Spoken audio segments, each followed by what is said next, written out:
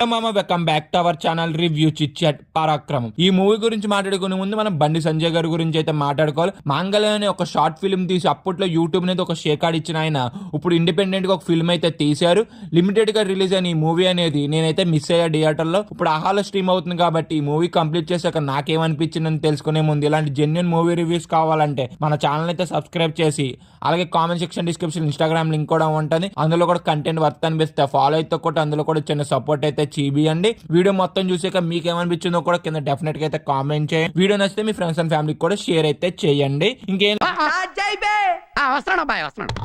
Late చేయకుండా ఈ movie యొక్క బేసిక్ స్టోరీ లైన్ ఏంటో చూద్దాం. హీరో వాళ్ళ నాన్న చార్లీ గెటప్ వేసి అదర కొట్టేస్తే ఉంటాడు. వాళ్ళ నాన్న చూసి తినకు కూడా నాటకాల మీద ఇంట్రెస్ట్ అయితే పడొద్ది. పెద్ద ఇక ఏమైందనేది మూవీ యొక్క basic story line. Movie complete చేశాక నాకేమనిపించింది అంటే మూవీ ఏంటన్నా మీ గురువు ఎలా తీసాడు, నీరసం వచ్చేసి అనేది నాకైతే అంత అయితే వర్కౌట్ అయితే అవ్వలేదు. మూవీ అంతా చాలా బోర్ అయితే కొట్టింది నాకైతే. మూవీలో నాకు నచ్చిన పాయింట్లు ఏంటంటే ఒకటి బండి సంజయ్ గారి యాక్టింగ్, చాలా బాగుంది Ravi, extraordinary. Thank you sir. Dialogue delivery, ఇంకోటి కాస్ట్ అండ్ క్రూ, బీజిఎం, ఈ అయితే చాలా బాగా అయితే నాకు నచ్చినాయి అబ్బా మూవీలో. ఈ మూవీలో నాకు నచ్చింది ఏంటంటే రైటింగ్ అనేది అప్ టు మార్క్ అయితే లేదు. మూవీలో కొన్ని డైలాగ్స్ అయితే వస్తాయి, అవి ఎందుకు వస్తున్నాయి కూడా మనకైతే అర్థం అవ్వదు అసలు. నాకు ఈ టార్చర్ ఏంట్రా? స్క్రీన్ ప్లే కూడా అంత ఇంప్రెస్ అయితే లేదు. మూవీ అనేది పాస్ట్ అండ్ ప్రెసెంట్ కి అయితే వెళ్తుంది. ఆ సీన్స్ కూడా అంత ఇంప్రెస్ అయితే లేవు, చాలా బోర్ అయితే కొట్టినాయి నాకైతే. క్యారెక్టర్స్ ఒక డెవలప్మెంట్ అనేది అంతైతే ఏమీ చేయలేదు. లోరాజ్ ఒక క్యారెక్టర్ అనేది యాక్టింగ్ తో మేనేజ్ చేశారు, కానీ ఆ క్యారెక్టర్ కూడా సరిగ్గా ఎస్టాబ్లిష్ అయితే చేయలేదబ్బా మూవీలో. మన హీరోని ఒకేసారి అయితే పొగుడుతారు, అసలు ఎంత పొగుడుతున్నారో అయితే అర్థం అవ్వదు. హీరో ఒక క్యారెక్టర్ నేసి చాలా స్ట్రాంగ్ అయితే చూపించాలనుకున్నారు, కానీ అంతైతే వర్కౌట్ అయితే అవ్వలేదు.